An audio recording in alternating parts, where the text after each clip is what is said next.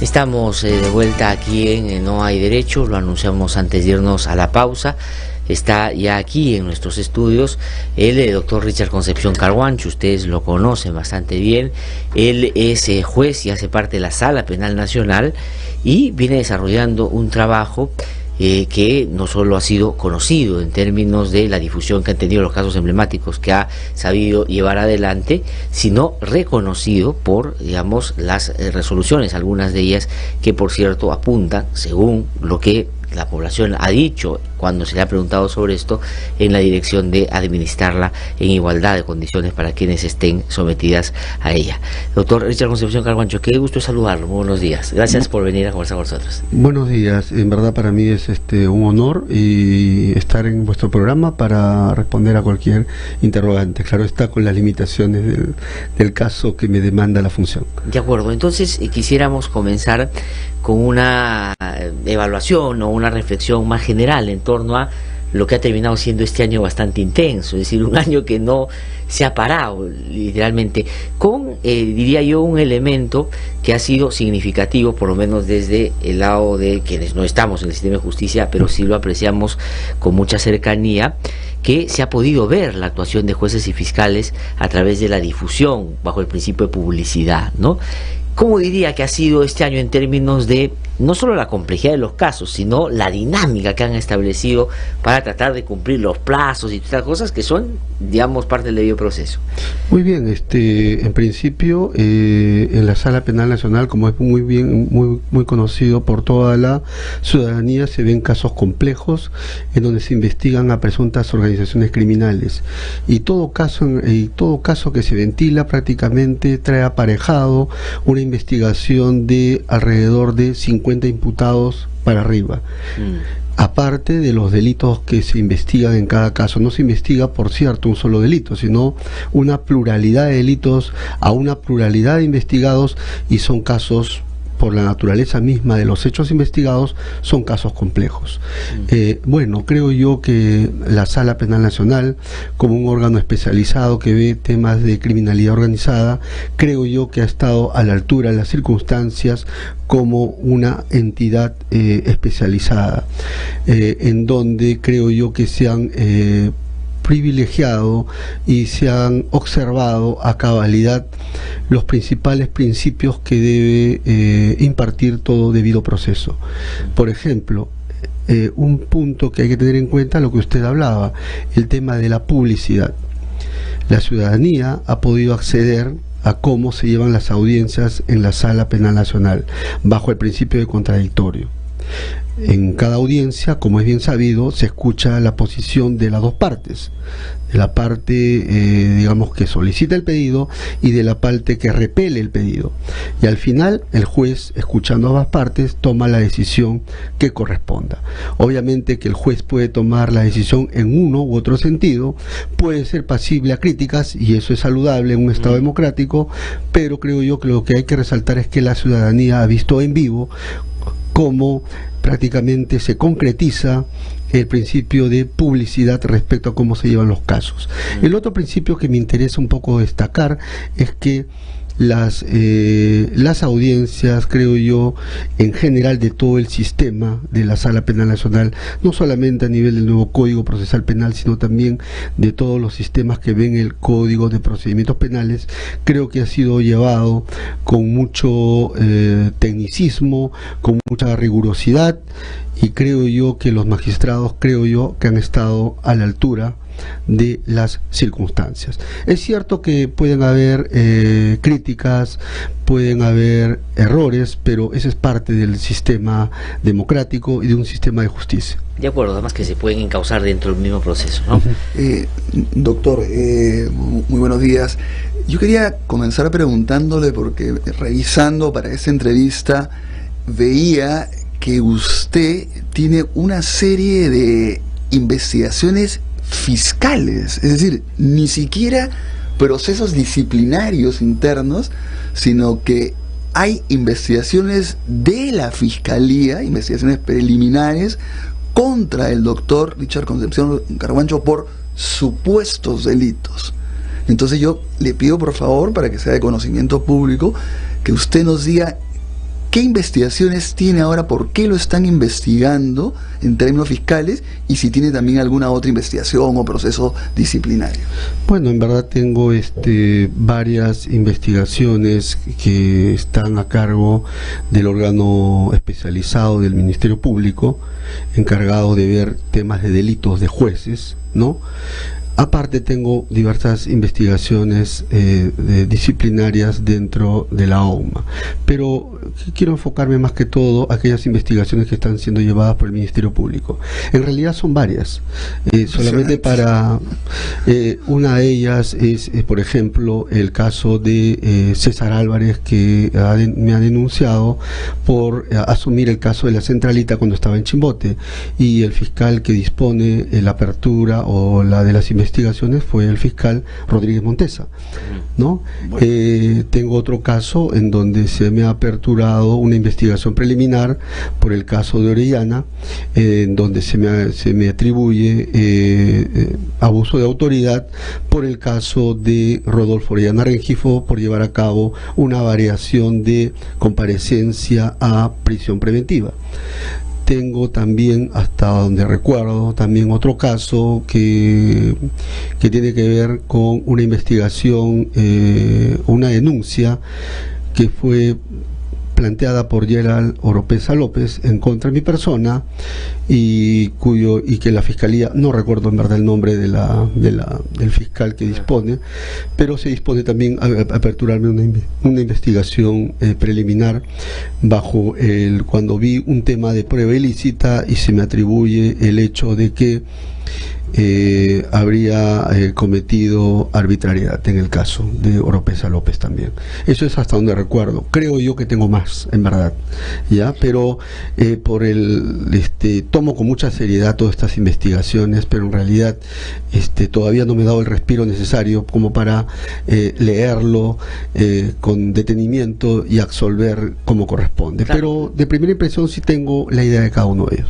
O sea, se lo pregunto porque quiero que los oyentes y los que nos están viendo sepan que, digamos, no es tan fácil poner en funcionamiento el engranaje fiscal para que abra una investigación, porque el fiscal recibe una denuncia, entonces dice, o la archivo o comienzo una investigación preliminar y veo qué pasa.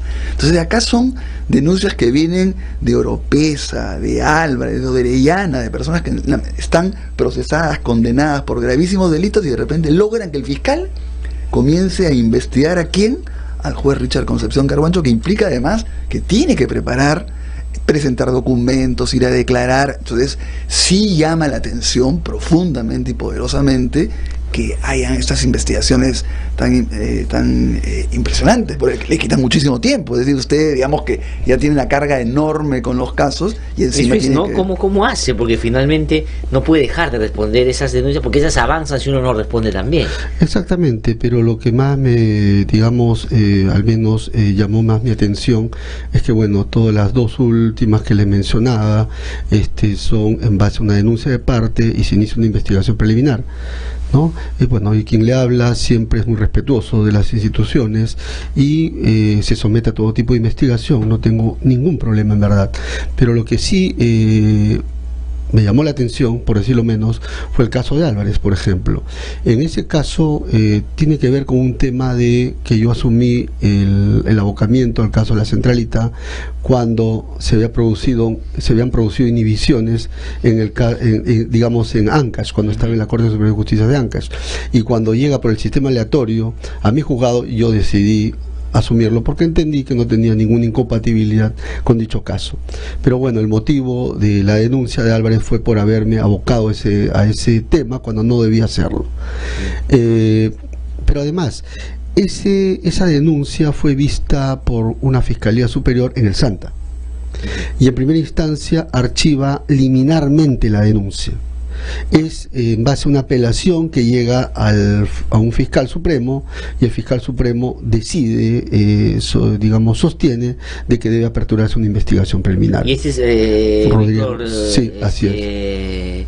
¿cómo se llama? Víctor Montesa. Rodríguez Montesa. Así es. Que voy a hacer esta anotación. Es una persona que está en el marco de las investigaciones por el caso que se llama los cuellos blancos del puerto y que aparecen audios con, digamos, personas que están relacionadas con ese caso, ¿no? Que hay que anotar eso también. Es decir, es el mismo fiscal que, digamos, pretendió que el reportero no solo le entregara toda la información que tenía, sino le dijera cuál es su fuente, y después ya entendimos por qué estaba tan interesado en aquello. O sea, las denuncias además son denuncias sobre delitos que habría incurrido el juez a la hora de estar viendo los casos como juez, o sea, que lo cual es pues dificilísimo que prospere, sin embargo que estos sujetos tienen esa capacidad de... Entonces, sí, pues yo lo digo, es sospechoso. Doctor, pasando a otro tema, pero a ver... sí. Un poco, lo Sí. que pasa es que en mi caso yo he tenido, no sé si digamos, la impronta o digamos, la dicha de haber vivido muchas experiencias. Yo, por ejemplo, recuerdo un caso que yo viví, fue mi primer caso, en verdad, cuando viví el tema del allanamiento a la centralita. Claro. En ese momento, digamos, arrancaba el nuevo Código Procesal Penal en la ciudad de Ancash, ¿ya? Arrancó bueno, y se nombró un equipo en la Fiscalía Anticorrupción y a mí me designan para ver temas de delitos de corrupción de funcionarios en Ancash, como juez de investigación preparatoria, y fue ahí que llega a mi despacho digamos, un requerimiento de allanamiento para la centralita. Yo autorizo el allanamiento, se producen muchos problemas en realidad alrededor de eso, y pone prácticamente en entredicho la fragilidad del sistema respecto a cómo debían ingresar los requerimientos reservados, si debían ingresar abiertos o cerrados, etcétera, etcétera, me acuerdo. y en donde digamos, hubo toda una serie de problemas. Pero ¿qué es lo que quiero rescatar de esto? En ese momento, cuando ya ocurre el allanamiento, ocurrieron varios hechos. Los 4 fiscales que habían decidido allanar, habían pedido, hecho el requerimiento de allanamiento, al día siguiente o a los 2 días son removidos de manera inmediata de su cargo. Sí, me acuerdo. ¿Ya? Y en mi caso se me inician denuncias, se interponen quejas ante la OCMA, y también se plantea denuncia penal en mi contra. Precisamente una de las denuncias penales fue en mi contra por la persona de Martín Belaún del Ocio, ¿no? Por abuso de autoridad, prevaricato. Es decir, los hechos, yo no quiero interpretar los hechos, ya, pero los hechos hablan por sí solos. Era pues de que a los 2 días, 3 días, los 3 fiscales estaban removidos del cargo. Bueno, a ver, lo que quería, está claro que hay una serie de acciones contra usted que son muy sospechosas, ¿cierto? Pero mi pregunta ahora es algo que comenzó Glatzer diciendo, es que yo creo que también que los oyentes, los que nos ven, se den cuenta el tipo de casos que usted lleva, porque estamos hablando de una sala penal que se llama sala, pero que en realidad es un sistema con competencia nacional que tiene varios juzgados y tiene varias salas. Usted ve, por un lado, casos vinculados a Odebrecht, pero también ve otro tipo de casos que no están vinculados a Odebrecht. Solamente mencionar los casos vinculados a Odebrecht y los casos de otro tipo para que vea para que la gente vea ¿qué caso lleva usted?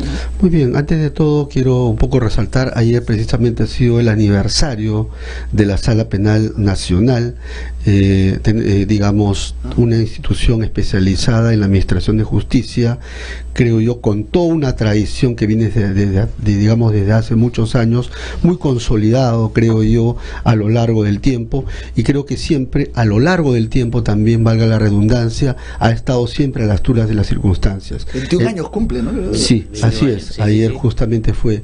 Y quiero también decir de que quien le habla no es el único magistrado, sino existe todo un equipo de magistrados que con mucho profesionalismo están llevando casos muy complicados con el anterior código y con el nuevo código. Quiero también resaltar de que detrás de la Sala Penal Nacional, quien lidera esta Sala Penal Nacional es la doctora Inés Villa Bonilla, creo yo un emblema en lo que es honestidad y rigorismo en materia jurídica.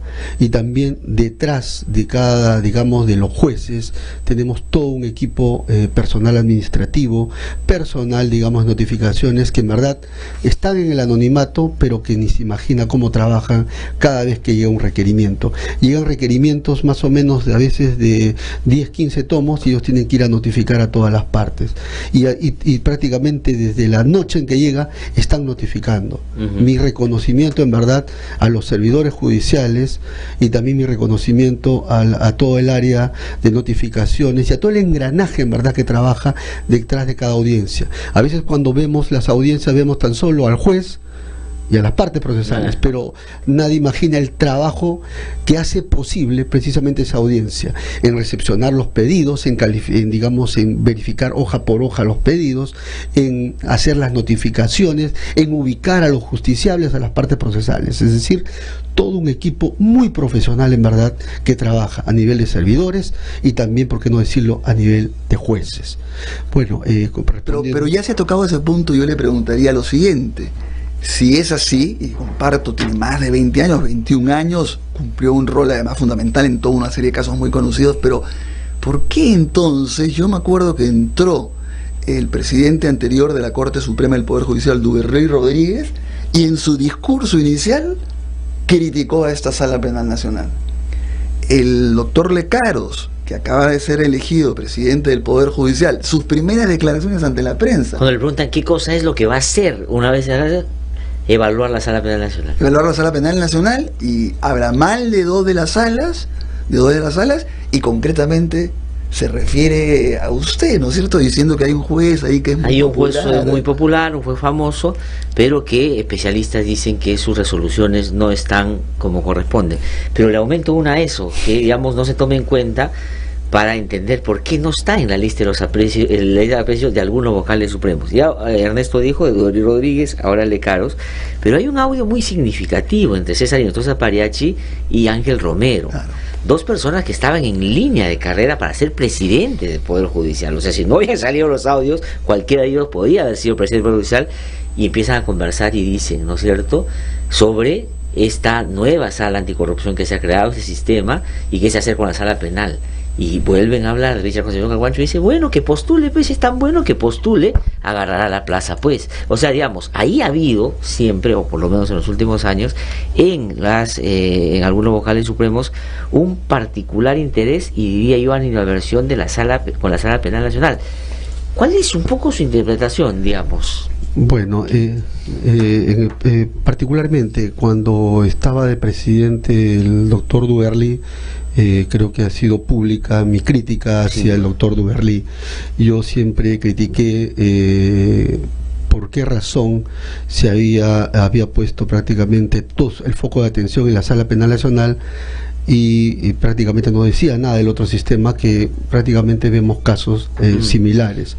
Porque, por ejemplo, había hablado en un primer momento sobre la evaluación solamente digamos, a los magistrados de la Sala Penal Nacional, y no decía nada del otro sistema. Yo siempre he sido crítico acerca de eso.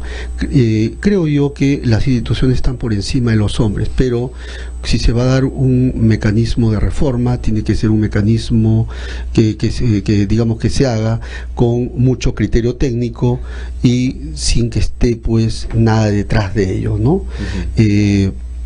Sinceramente, yo siempre he sido crítico al expresidente Duverly Rodríguez en ese intento de pretender prácticamente enfocar su foco de atención en la Sala Penal Nacional y no decir nada del resto, en verdad.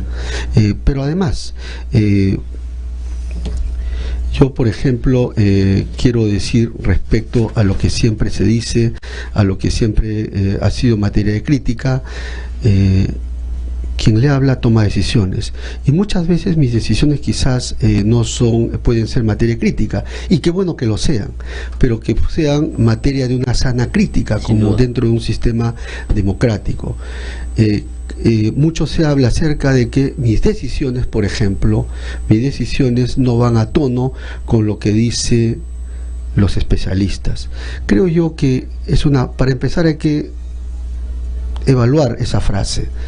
Creo yo que no son todos los especialistas que opinan en contra de mis decisiones. Yo también he tenido oportunidad de ver especialistas que han opinado a favor de algunas decisiones que he dado.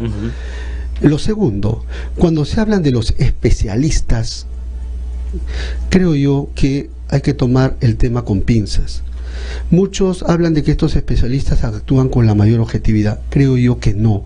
Muchos de ellos están defendiendo a investigados en casos de lavado de activos y de crimen organizado. Así es que la pretendida objetividad que pregonan no es tal, porque muchas veces tienen que defender más sus casos particulares y no tanto se van a ver guiados por el tema de la objetividad. ¿Qué tan objetivo puede ser un técnico jurídico que opine cuando está patrocinando a uno de ellos en uno de esos casos? Pregunto yo. Sí, ninguna, de mi punto de vista ninguna, ¿no? Y eso es un asunto que ha hecho bien, hace bien en notar ahora, y que fiscales como el doctor Vela en los últimos días también han venido sosteniendo, porque efectivamente la crítica viene de determinado sector. Pero digamos, siguiendo en la línea no solo de interpretación, como usted ha dicho, sino de relato de hechos. En la sala penal, en la Corte Suprema se creó una sala penal transitoria donde terminó siendo el presidente César Hinojosa Pariachi, dejando de lado, entre otros, al que acaba de ser presidente del Poder Judicial, Prado Saldarriaga, y otros que tenían no solo más trayectoria, sino, digamos, más tiempo en la propia Corte Suprema. Y por eso es que la crítica a la Sala Penal Nacional daría la impresión, no solo es porque no les gusta la sala y quisieran un sistema distinto, sino porque probablemente las cosas que están haciendo no son compatibles con lo que ellos quisieran que pase. Por eso me parece que crearon esa sala, porque estaba claro de que muchos casos que ustedes iban a llegar a esa sala. Entonces yo creo que el asunto es mucho más complejo todavía, o sea, no es un asunto de parecer, porque si fuera una discusión sobre esto podría funcionar mejor que esto, se discute, pero daría la impresión de que en la base hay otra cosa. Bueno, yo lo que siempre he dicho, que toda decisión es materia de crítica, de que para eso existe la doble instancia, pero todo intento de interferencia o de captura a las instituciones del Estado, creo yo que es antisistémico y le hace daño mucho a la democracia y al Estado de Derecho. Creo yo que el solo hecho de pretender capturar a las instituciones, de pretender sojuzgarlas, ya pone en entredicho o pone en serio peligro el sistema de administración de justicia. Así que yo soy de las personas que siempre va a defender a capa de espada la independencia y cualquier tipo de interferencia externa o interna que pueda presentarse. Por ejemplo, el otro día escuchaba con mucha preocupación que se pretende denunciar o procesar o investigar al jefe de la policía que estuvo encargado de la investigación a esta presunta organización de los cuellos blancos, al coronel Harvey Colchado. Yo en verdad veo con suma preocupación ese hecho. Yo desde acá expreso mi solidaridad a este valoroso oficial, que lo único que ha hecho es cumplir con su trabajo. Creo yo que no se pueden aperturar investigaciones a funcionarios públicos que solamente están cumpliendo con su trabajo. Y creo yo que el coronel Harvey Colchado simplemente lo único que ha hecho es cumplir con su trabajo, investigar delitos cuando los casos han caído bajo su competencia.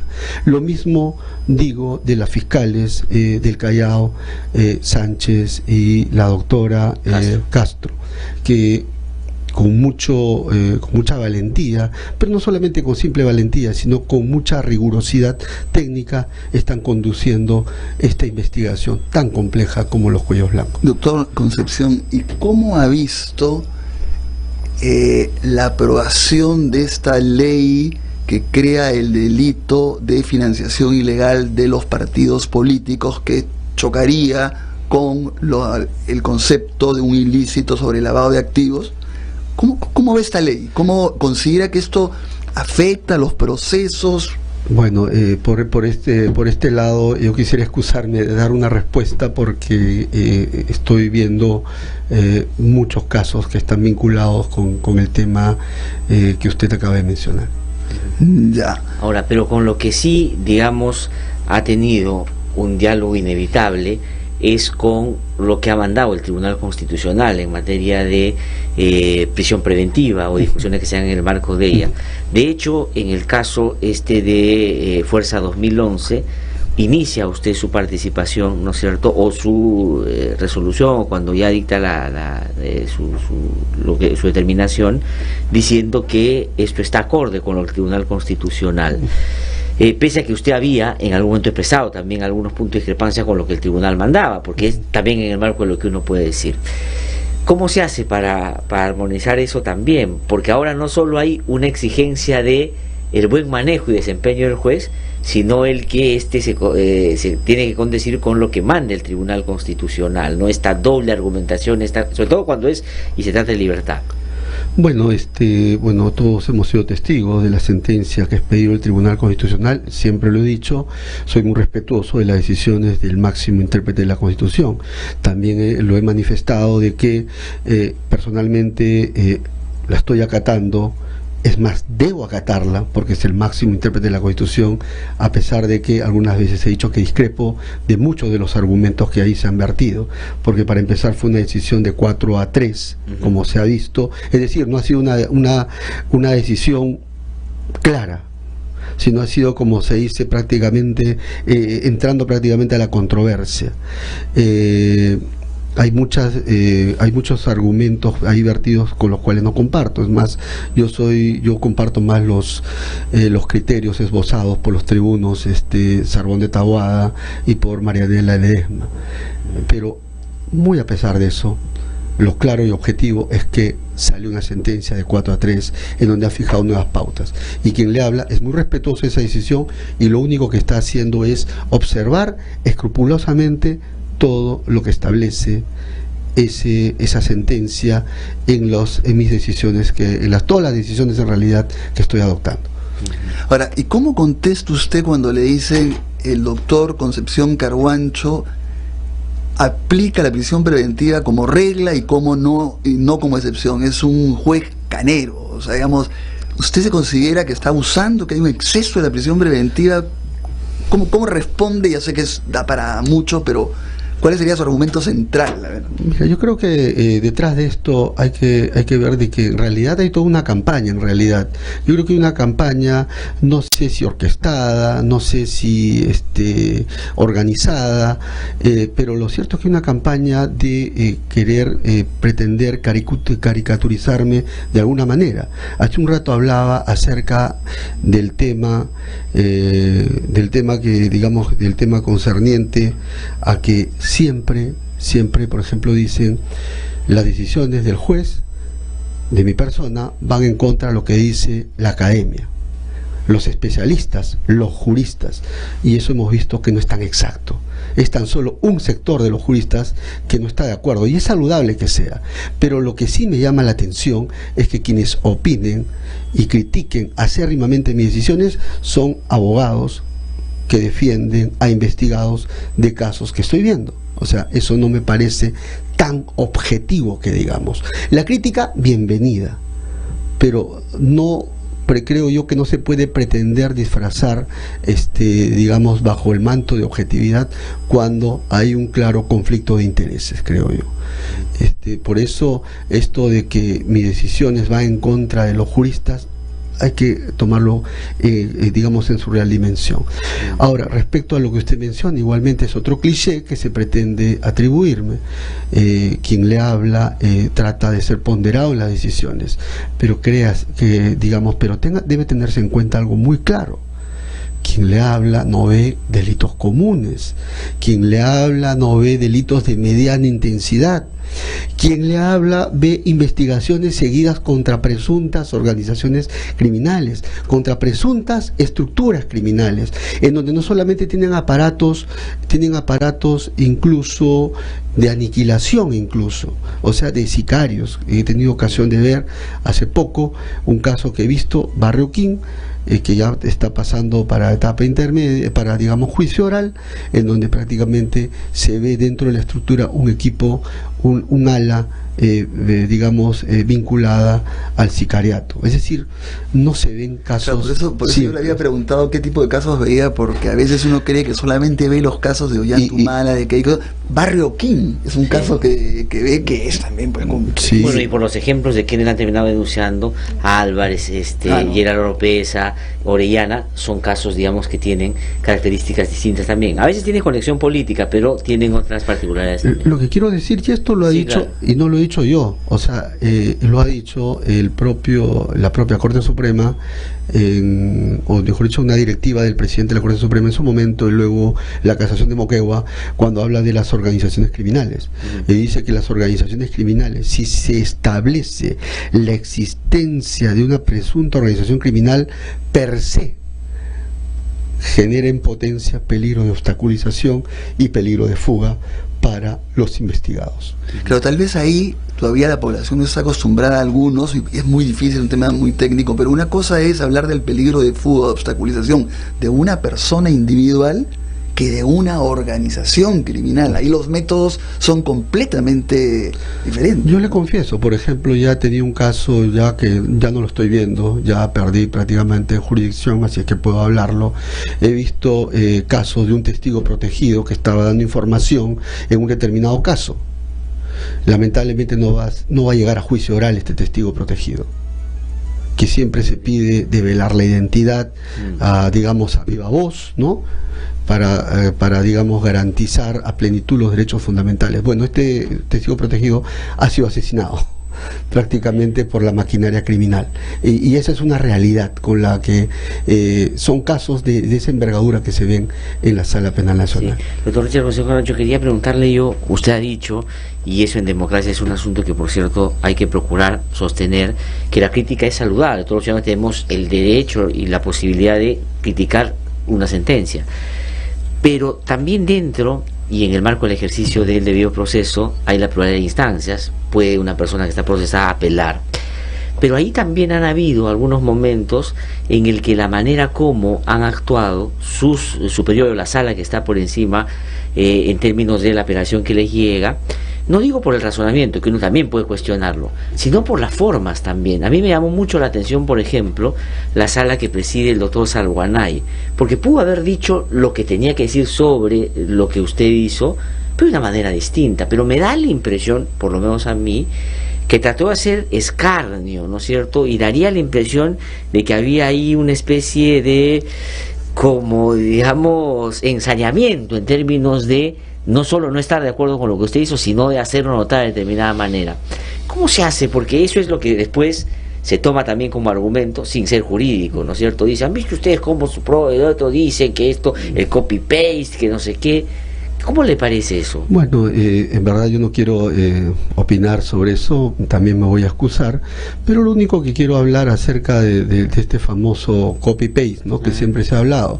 Eso es lo que se llama en doctrina la resolución seriada, se llama también en España resolución estereotipada, en donde se hace motivación por remisión.